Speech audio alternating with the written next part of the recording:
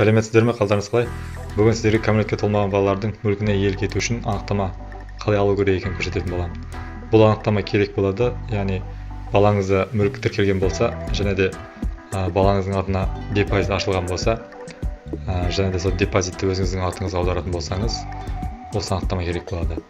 Қазір менің жағдайымда мен өзімнің баламда депозит бар. Сол депозитті өз атыма аудармақшымын. Яғни баламның жасы 2-де, яғни бұл жерде 10 жасқа дейінгі балалардікін осылай анықтама алу арқылы өзіңіздің атыңызға аударсаңыздар болады. Так, енді бастайық. Оның үшін осы Chrome'a кіресіздер, Google Chrome дегенге. egov.kz деген жазасыздар. Сосын электронный правительство Республика Қазақстан деген шығады, осын басасыздар. Сосын жерде YT деген болады, сол YT дегенді басамыз. Енді өзімде логин паролім бар, сонымен кіремін. Сіздерде егер рецепт болса, рецепт күшті таңдайсыздар. Егер рецепт күшті жоқ болса, онда одноразовый пароль. Осыны таңдайсыздар. YT деп басам. Мен өзімде кірдім. Енді осы жерден таңдайсыздар, семья деген таңдайсыздар. Сосын семьяның астында мына опека, попечительство и поддержка деген бар. Осыны басамыз. И осыны показать все деген басамыз да. Выдача справки для распоряжения имуществом несовершеннолетних деген бар. Осыны басамыз. Заказать услугу онлайн деп басамыз.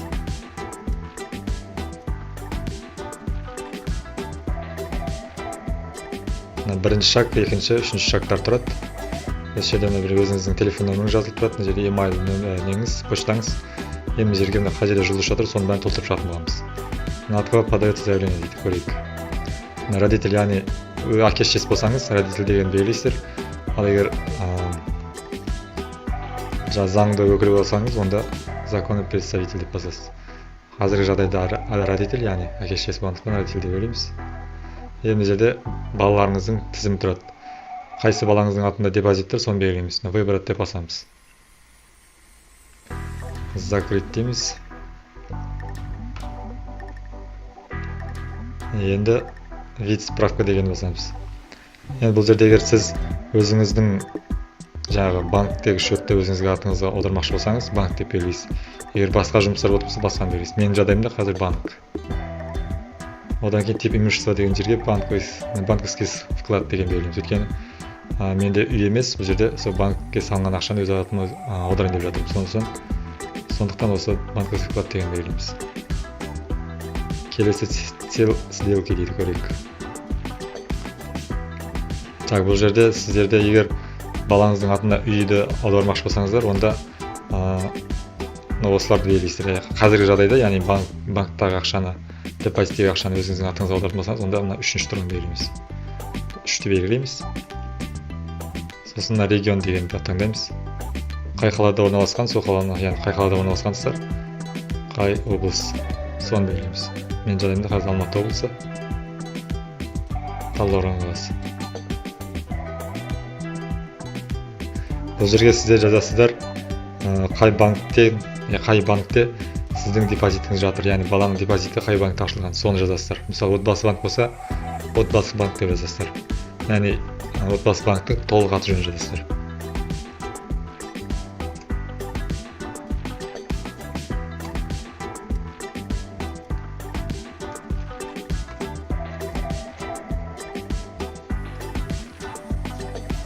Осылай толық аты жөнін жазасыздар.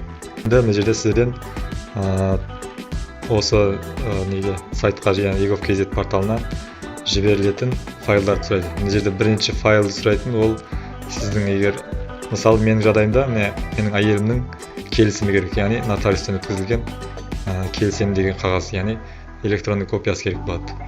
Мен оны әйелімнен сұратып алдым, яғни жасатып, оның копиясын жасатып, яғни сканер жасап, электронный вариантқа аударып алдық. Қазір мен соны тіркейтін боламын. Выбрать деген файл басамыз.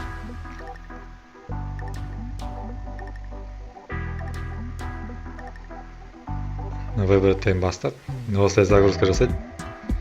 Яғни бұл жерде осы келісім, яғни нотариустан өткізілген келісімі болмаса, сіздерге отказ келуі мүмкін, бұл справканы бермеуі мүмкін. Сондықтан міндетті түрде нотариуске барып, әйеліңіз немесе күйеуіңіз барып, сол нотариустан жасатып, соны электронды вариантқа ауыстырып, яғни сканировать етіп осы жерге әкеліп тіркейсіздер. Келесі баланың депозит ашқандағы кезіндегі свидетельствосы керек болады, яғни сертификат керек болады. Яғни бұл сертификаттың копиясын не болсам соны фотоға түсіріп осы жерге прикрепить етуге болады. Мен жадайында қазір екеуі де download етілді.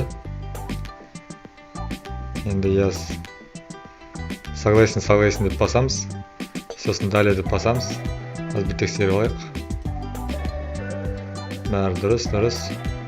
Далее деп басамыз. Сосын бұл жерде подпись сұрайды. Подписать электронно, используя SMS пароль и ETP арқылы қолдану.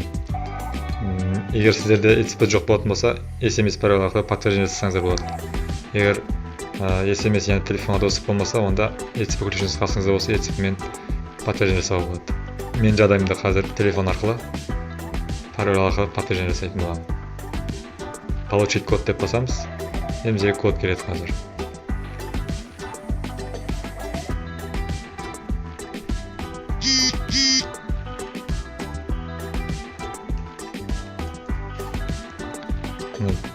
Проверить код деп басамыз. 3 күн жұмыс күні ішінде қаралады. Әр күнде сіз өзіңіз осы эгоп порталына кіріп, обновить статус деп осын басып қарап отырсаңыздар болады. Қазір жиналған осы сертификат пен нотариустан өткізілген жаңағы электронды копиясын білім басқармасына жібердік, яғни өзіңіздің қалаңыздың гаронасына жібердік. Мысалы, мен жағдайымда Талдықорған қаласының гаронасына осы документтер жібердік. Егер солардың нөмірі болса, гаронаның нөмірі болса, сіздер өздеріңіз сол нөмірге хабарласып, жұмыстарыңызды тездетсеңіздер болады. Яғни мен осыны заявка тастадым, мен жұмысымды ертерек қарап жіберсеңіздер бола ма деп, егер асығыс жағдай болатын болса, справка керек болатын болса, ертерек тездетулеріңізге болады. Сосын документ сіздерге дайын болса, қазір мен өзімдікін көрсетейін, мен уже алып қойдым ол документті.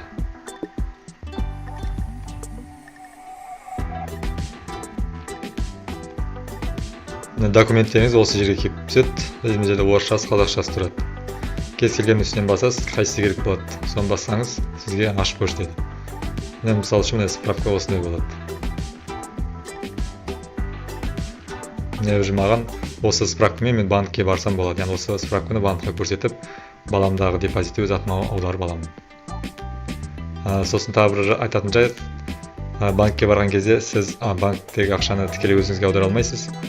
Қосымша тағы бір кісіні ертіп алу керек болады. Яғни үшінші адамға бірінші балаңыздың депозитін аударады.